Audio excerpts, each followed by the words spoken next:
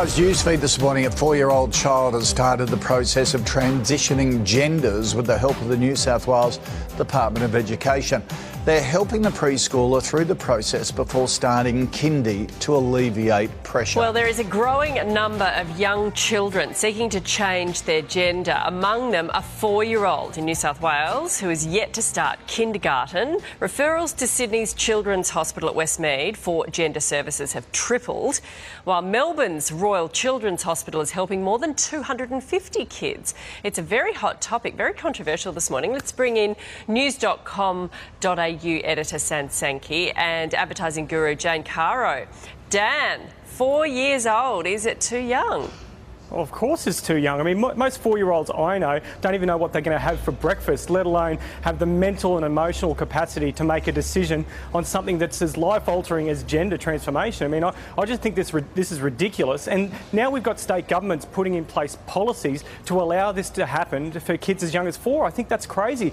I mean, why can't we just let kids be kids? I mean, let them play with whatever toys they want, dress whichever way they want, and then later in life, when they actually understand what the process is and what that means for the rest of their lives, let them make that call and support them doing that. But 4 years old, I think that's crazy. Jane, it sounds too young, doesn't it? But there are hundreds of kids involved in this. What do you think? Well, I kind of want to bow to the experts on this because I don't really know a whole lot about it. But what I would say is this: there's transitioning and transitioning. If we're talking about hormone treatments and operations, then I'd be really wondering, I think this should wait. Any operation or hormone treatment on a very young child should only happen for good, like health, life-saving reasons.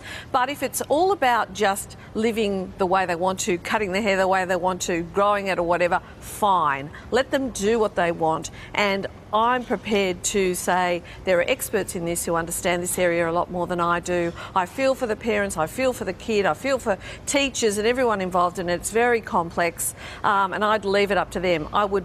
I am not in favour, however, of interfering actually physically with children of that age for any reason, unless it's to save their life. So people in clown outfits trying to lure children into the woods with candy. It sounds like a plotline out of some horror movie, but people in Greenville in an apartment complex there say this is happening to them. Brianna Smith spoke with the family who saw them first, so she's joining us live now in Greenville County at the Sheriff's Office with more. Brianna? Amy, the Sheriff's Office has been working for over a week now to try and substantiate those claims that there were clowns in those woods, and so far they haven't been able to. But they're taking this really seriously, stepping up patrols and making sure that all the children there are safe. They're at that tree back there. Nat Arnold's mom is watching over him a little closer these days. This is ridiculous. We got kids out here in this community. That's after he came running home, saying he'd seen something strange in these woods. One of them has all white face with black stars on around his eyes, and then one of them has a clown costume on and has red hair. Clowns hidden through the trees. There was clowns running in the woods telling the kids that they had candy and they would give it to them if they came there. And while the story sounds too strange to be true, it sounds far-fetched, it sounds like it's really out there, but I don't believe it. I believe it's true because there's too many sightings. The Arnolds soon learned that they weren't the only ones on edge. Turn around the next day, I had about 30 kids come and say, Miss Donna, there's clowns in the woods, there's clowns in the woods. And then it's just been every day since. Fleetwood Manor wouldn't go on camera, but they tell me they've heard from dozens of people who live here, all with different stories about the clowns. That's why they've asked the Greenville County Sheriff's Office to do extra patrols, just in case something happens. This incident report shows that residents have heard chains banging on their doors, that the clowns have tried to lure children, and that they're running around the property, creating fear in these children's eyes. That somebody's going to try to get me. And frustration in the parents. I'm at the point now, my kids are scared to even go to sleep. This story has made national headlines all day, even trending on Twitter for a while. But Greenville County deputies say this is a normal case for them and investigating a suspicious person, and that if you have any information, they're asking you to call the sheriff's office or report if you do see these clowns. A North Texas man says he is not backing down after his HOA ordered him to take down a Back the Blue flag, and now his neighbors are joining that fight. Vilma Avalos live tonight in Corinth, new at 10. Kaylee, since the HOA asked this homeowner to remove his Back the Blue flag, other neighbors here are backing him. In fact, on this corner, you're going to see 3 new flags flying just like it, with plans for other neighbors to join in on the fight. Rodney Ivester has been flying this thin blue line flag next to Old Glory since after the Dallas ambush attack. It's simply being supportive of law enforcement. Then, this letter from the Oakmont HOA ordering him to remove it. No noxious or offensive activity shall be undertaken on this property. That's upsetting. I mean, I take that as obnoxious and offensive. Ivester says the letter, which calls the Back the Blue flag a, quote, altered American flag, followed a single complaint to the HOA that it was offensive. I know a lot of people will look at this flag and there's certainly mixed emotions, but there's nothing more to read into it than simply I'm supporting our local law enforcement. His story hit social media and neighbors quickly backed him for backing the blue. It brought joy to my heart that more people are backing the blue, especially someone that I live next door to. Camille Bowen is the daughter of a police officer. Her home now flying a flag just like Ivester's, as are 2 others. Neighbors bracing themselves for a similar letter from the HOA. We're prepared. I check that mailbox daily and I'm sure we'll get it, but we're all in it together. Ivester says, like his neighbors, most have been overwhelmingly supportive, but he has received some threats online. We're going to come down and take your flag. We'll teach you a thing or two. Yet, he's still not backing down. In America, that's a great thing with living here, is we have the ability to express ourselves. Important to note, we did make several attempts to reach the HOA, but we are still waiting to hear back. Ivester tells us that he received a second letter informing him that the only flags allowed are the U.S., Texas, and military flags. We did spot a couple of team flags and even a UK flag in the area. Tonight, take a look at these injuries on a 7-year-old boy. A Burmese woman who now lives in Indianapolis says the state's religious freedom law allows her to do this, discipline her child as she sees fit. But the Marion County prosecutor says it is child abuse. RTV6's Derek Thomas reports. Ken Partang attends this church that serves Burmese immigrants in central Indiana. In court documents, she said, if you spare the rod, you spoil the child. The 30-year-old Tang is charged with battery against a person less than 14 years old and neglect of a dependent. This is a photograph of the wounds on the back of her 7-year-old son that she allegedly administered with a plastic coat hanger. Tang's attorney filed a legal argument that the charges should be dismissed because of religious freedom. Prosecutor Terry Curry saw this coming. We've been frustrated with the RFRA law since the point that it was enacted because as we advised at the time and told legislators if you didn't exempt out criminal code, people were going to assert this as a defense to what otherwise is criminal conduct. Tang's attorney Greg Bose would not do an on-camera interview, but we talked to Burmese immigrant Reverend Ray Mung about cultural differences that may have given Tang the impression that what she was doing was not illegal. The government has no authority, legal authority to intervene the parents how they discipline the children, unless there's a life threatening. That's the situation in Burma they come from. Those laws don't apply here. That picture of the child's back could be a compelling piece of evidence at trial. We talked to veteran defense attorney Jack Crawford. People use belts, they use electrical cords, and our Supreme Court has approved that use of those items for discipline, as long as it's reasonable. You can't beat a child 1,000 times with a belt and say it's reasonable discipline. But can you hit them with a plastic coat hanger, let's say 20 times? I don't know. That's why we have juries.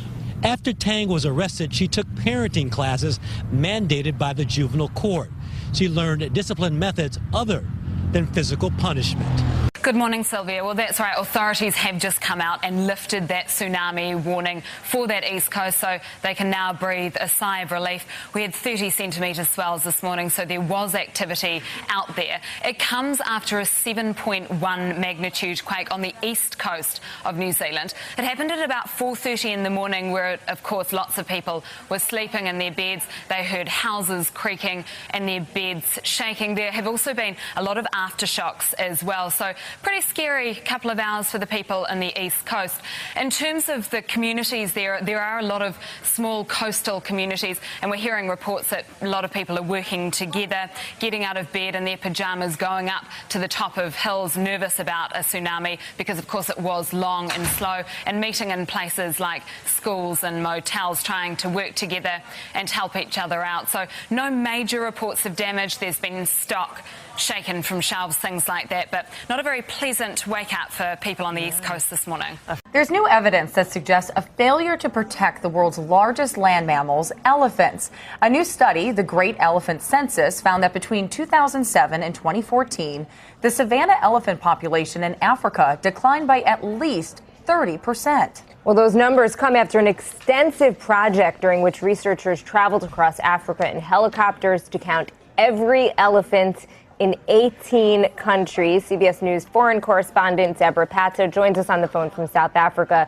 Deborah, the numbers are pretty startling. Is there thinking now that we could actually see elephants becoming extinct in our lifetime?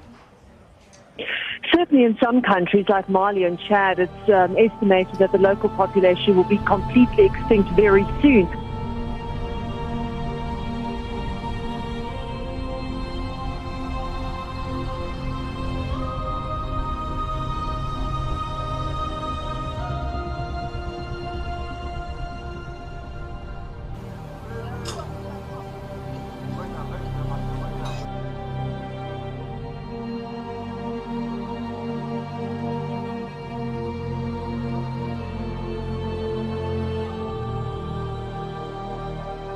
It was supposed to be routine, a quick test to make sure the engines worked before the official takeoff just days away. Then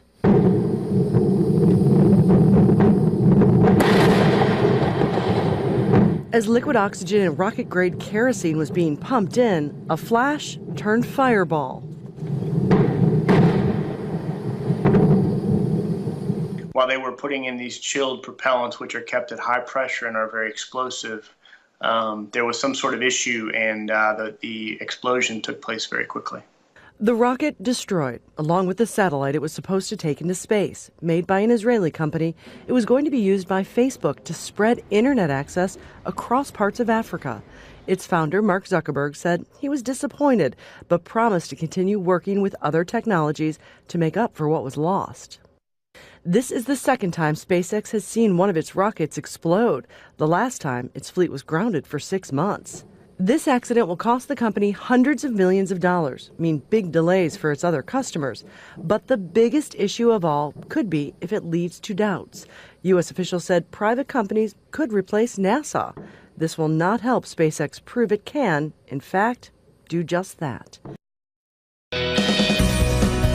Recent security scares at two of the largest U.S. airports raised questions this morning about safety in the face of public panic. Reports of a gunman created chaos Sunday at Los Angeles International Airport. A similar report at New York's JFK Airport about 2 weeks ago sent stampedes of people running for cover. Don Dahler is at JFK Airport with concerns about whether security officials are prepared to keep crowds in line. Don, good morning.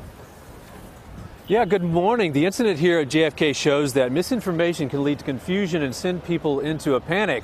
With the U.S. Open tennis tournament gearing up nearby, authorities there are hoping that they can stay organized enough to keep people from being a danger to themselves. Come on! Run! Hundreds of travelers inside Los Angeles International Airport were sent running for safety Sunday night. Operations, we have an emergency at the ticket counter. Following reports of an alleged shooter. I was on the jet bridge, and everybody was trampling down the runway when they heard the reports of the shootings. The scare caused the evacuation of several terminals and delayed nearly 300 flights. Similar chaos erupted at New York's Kennedy Airport exactly 2 weeks earlier. We heard shots, and everybody just pushed their way in. Get down on the ground! Both incidents were discovered to be triggered by apparent loud noises. Security experts say the frequency of recent attacks in France, Brussels, and Orlando have the general population on edge. People are reacting because they understand the more quickly they react, they've heard this over and over again, their survival may depend on it. And so I think what you're seeing is reaction both to past news events, potential terrorist acts, and kind of the natural human response of fight or flight. Law enforcement's next big task? Protecting 700,000 spectators at the U.S. Open. Hundreds of federal and local police, as well as private security officials, have all been assigned to protect the tournament crowds. Layers of protection have been installed, including screening checkpoints, roadblocks, and reinforced fencing, all in place to prevent a large-scale attack. I have to also manage the security on the court. U.S. Open Security Director Michael Rodriguez says organization is key. We have a command center over here. In that command center is NYPD, FDNY, security company, medical services. So we have a way of getting all of our communication into one location. Even so, Rodriguez says there's no silver bullet solution to controlling the hordes of fans. No matter what we do to mitigate the risk from the threat out there, we're always going to have crowds at our events. Crowd management is never going away. So that's the thing we constantly need to work on. Rodriguez says they are also focusing on the so-called soft zones outside the security zones, for instance, where people line up in their cars. Counterterrorism units, the FBI, and even the U.S. Army are focused on keeping those areas safe. This is the Muskogee Police Department. This is the Muskogee Police Department. Come outside. Show your hands.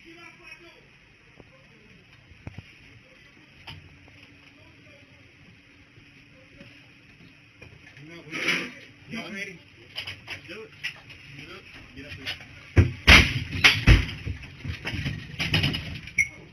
Show me your hands. Put your hands up. Put your hands up. Keep them right there. Stand up. Stand up now. Walk my way. Walk my way. Stay there, ma'am. Come out here now. Now. Do it now! Come here! I'm gonna tase you! Do it now! Man, get down! Get down! Get down! Get down! I made it go down. What I do? What I do? I made it go down. Turn around! Turn around! Don't put your hand around! Turn around! I ain't turning around for shit! Turn around and face that way! What the f*** did I do? Turn around and face that way. Turn around and face that way now, or I'll spray you. To the police. Hey, yeah, hey, man. Hey, my mama's 84 years old, mother. Hey, man. Oh, Lord, have mercy. Help me, Jesus. Lord, help me, Lord. Help me, Lord. Oh, Lord, dear. Lord, help me. Help me. Lord, I made it go. Help me, Jesus. Lord, help me, Jesus. Help me, Lord. Get out of my back.